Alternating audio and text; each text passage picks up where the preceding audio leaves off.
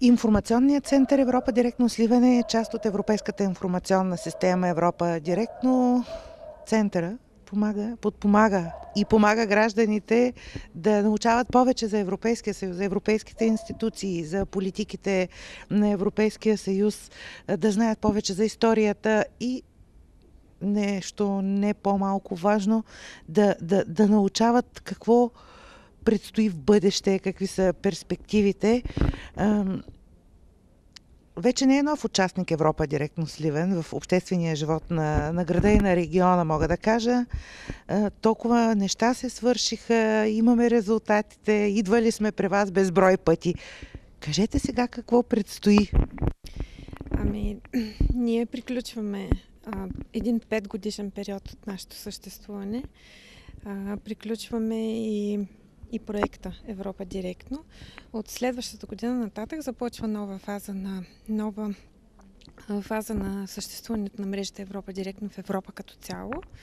Така че предстоят много нови неща, смяна на оперативните програми на Европейския съюз, насоките на сближаване и така нататък.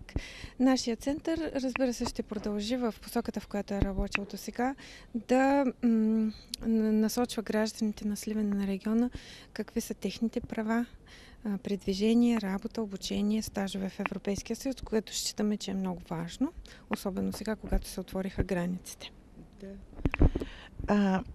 Има ли нещо, което прави Европа Директно Сливен по-различен от останалите подобни центрове в страната?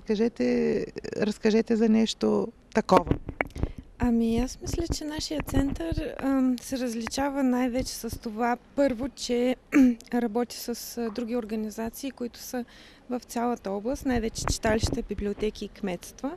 Имаме изнесени информационни точки, които снабдяваме с литература, организираме с тях съвместни срещи и културни мероприятия, най-вече за Деня на Европа и други популярни европейски дни. И още работата ни с най-младите хора на Сливен. Вие знаете, че ние акцентираме много в това. Да. Над Българското народно събрание пише "Съединението прави силата". Казвам това, за да въведа следващия въпрос. Вие работите с много партньори, партньорски организации. Кои са всъщност основните ви партньори? Кои са били? Кои ще бъдат? През тези 5 години ние имахме много партньори. Някои от тях останаха постоянни, тъй като се сработихме много добре. Те ни помагат, ние помагаме на тях.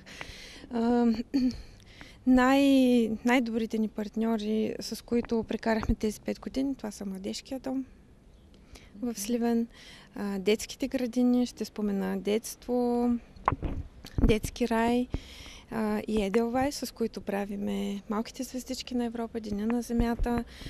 Също така добър партньор ни е общината, въпреки че сме техен проект. Самата общинска администрация ни партнира много добре. Медиите в Сливен и читалищата. Вече ги споменах. Няма да ги изброявам поименно, но това са читалищата от Сливенска област. 2013 чука на вратата. Какво предстои? Акцентите от програмата за следващата година? Най-важният акцент това е, че 2013 година е обявена за година на европейските граждани. Всички наши събития ще бъдат насочени към това да разясняваме какви са правата на гражданите в Европейския съюз, в частност на сливналии като европейски граждани. Ние имаме планирани информационни срещи с млади хора, също и с някои организации и разбира се честванията 9 май, Деня на мобилността, Деня на земята. Първо и основно право на всеки гражданин на Европейския съюз. Кажете кое е? Това е, че той може да се движи свободно във всички страни на Европа. Правото на свободно движение.